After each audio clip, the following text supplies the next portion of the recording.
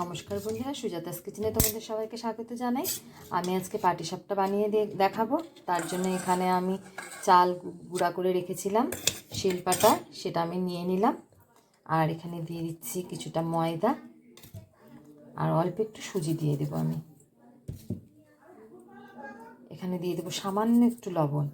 মিষ্টি খাবারে একটু লবণ দিলে সেটা খেতে বেশ ভালো লাগে।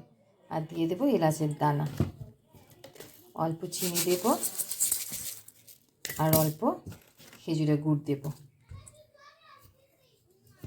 আমি এবার একটা ব্যাটার তৈরি করে নেব। এই দেখো, আমার পাটিসাপটার ব্যাটারটা একদম রেডি।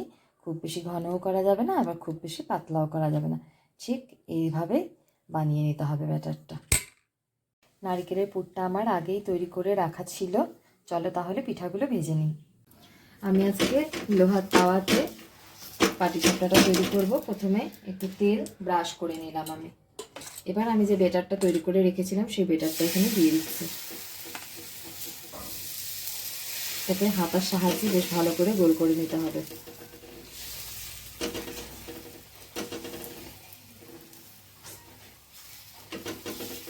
এবার আমি এখানে নারকেলের পুরটা দিয়ে দিচ্ছি।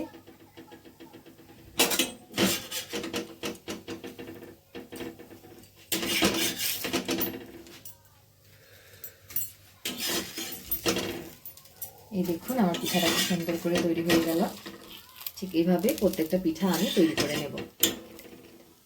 এই দেখো, ঠিক পিঠেগুলো সব আমি এভাবে তৈরি করে নিয়েছি। আমি তোমাদের একটি ভেঙেও দেখাচ্ছি।